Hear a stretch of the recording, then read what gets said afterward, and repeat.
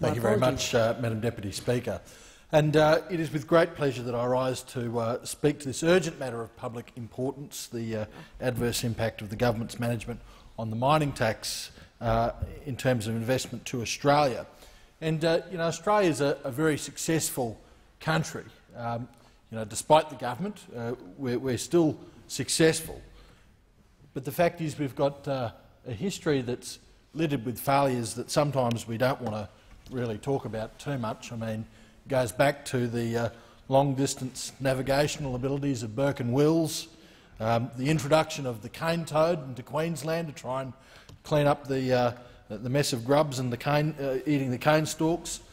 The rabbit's another one. The development of the Holden sunbird. I mean, no one would want to caught dead having a photo with that one. More recent times, the iSnack 2.0. I think it lasted 4 days on the shelf. Click Frenzy that happened last year. Probably didn't even last 4 minutes before the internet system went down and no one could buy anything. And even Slim Dusty, that great Australian songwriter, put a song together about a failure. The pub with no beer, he called it. But I've got to tell you, there's nothing so morbid or lonesome or morbid or funny than to gamble your surplus on a tax with no money. And the reality is we have another failure here in front of us with this mining tax, a failure of epic proportions. And the thing is about failures is that most people actually learn from them. Learn from them, do something about it and move on.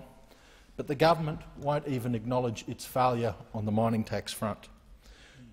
The Treasurer was dragged kicking and screaming to announce to the public that this tax had raised only $126 million in half a year of its operation, a quarter of what it was predicted to raise. And he talks about the need for this tax to spread the wealth, spread the benefits around to everyone. Well, as the member for Casey pointed out the other day, it's spreading $5.50 to every Australian. Fantastic. It's not even enough to buy a McDonald's meal. And we've heard the blame from the Treasurer and the Prime Minister on all sorts of different things for the reason this tax has fallen short.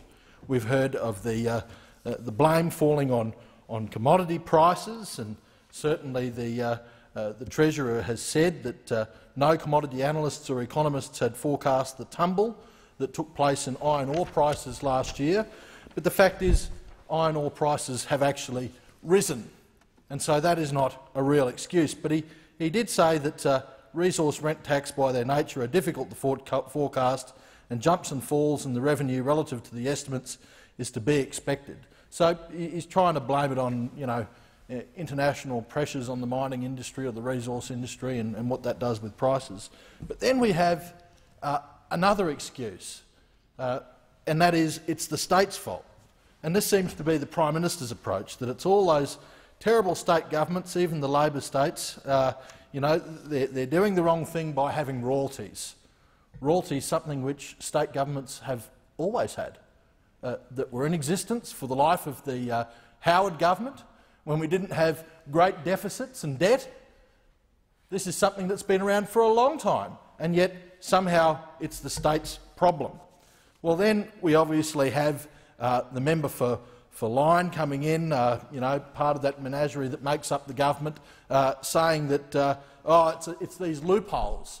That's the flaw in the system. These loopholes that allow Rio and BHP to have $1.7 billion credits to buffer themselves from paying the tax, as The Age put on in its newspaper today.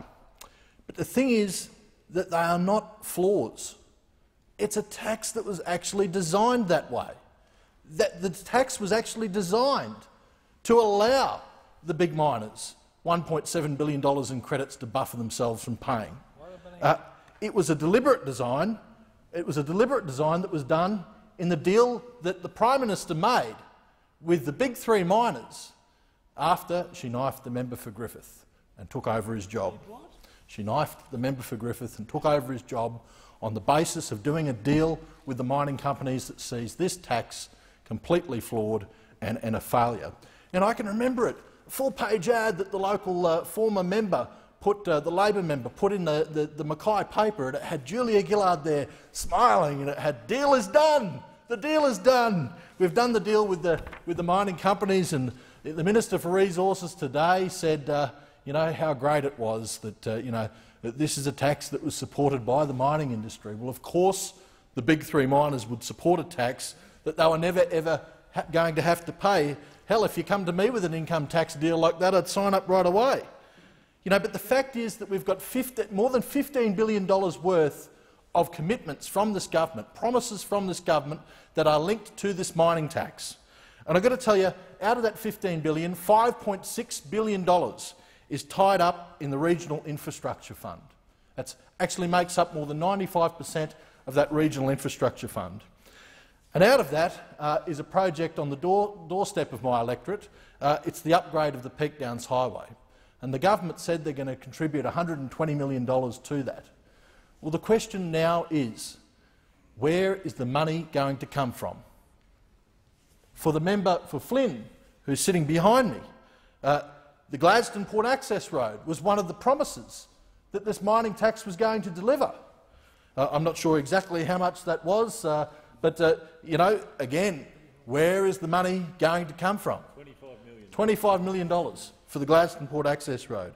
The Townsville Ring Road, that some of my constituents in the northern part of my electorate will have to use, and certainly in the member for Herbert's electorate, $160 million to be funded out of this mining tax. Well, where is the money going to come from? Wouldn't you wish for Whinging Wendy from the Labor Party ads to turn up right now and front Mr Swan, to front the Treasurer and say, where is the money coming from? Well, they say they're not going to touch the mining tax. They're not going to fiddle with it to actually increase the revenue. And that may be right for now. You know, there's already dogs baying. We've had the member for Hunter say that last night that the tax should be fiddled with to get it more out of the mining industry. We've had the member for Griffith allude to that as well. And sure as night follows day, we are going to see after the next election, if heaven forbid this government is returned to office, that mining tax be jacked up and all bets off.